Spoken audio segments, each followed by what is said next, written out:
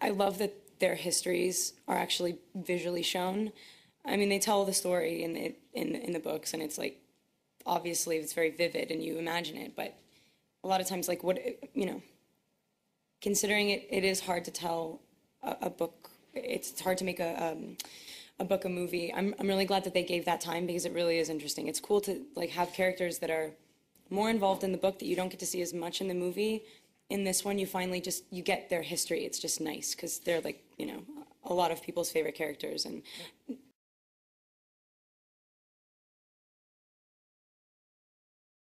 all the details that make you really love the story in the books, that's the first thing to go, because you have to tell so much story in a condensed, you know, form or whatever. And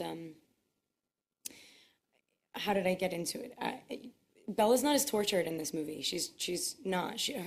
The conflict is around her, but the real decision for her at this point has been made, and at this point it's just about owning that decision and having people respect it, because she's a kid, and because she has lived so much life in such a small period of time, she feels like she can really claim all of this, but she needs to prove it. Basically, like, Bella needs to become an adult. Like, in the next movie, she's going to become a wife and a mom, and she's 20.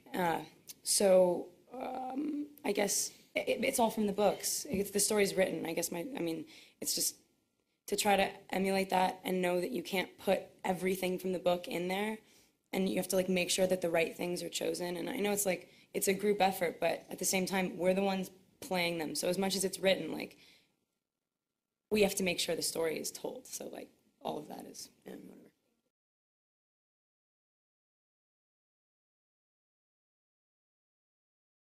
It definitely forces you to reconsider everything that you might otherwise think is taken care of.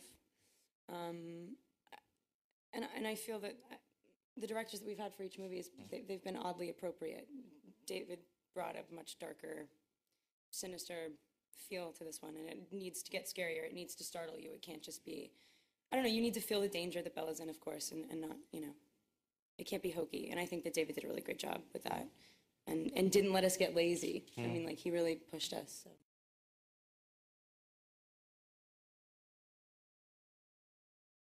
Taylor says it really well. You don't give up anything.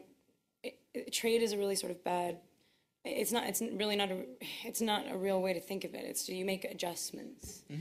And you get to be who you are, and you get to still do the things that you do.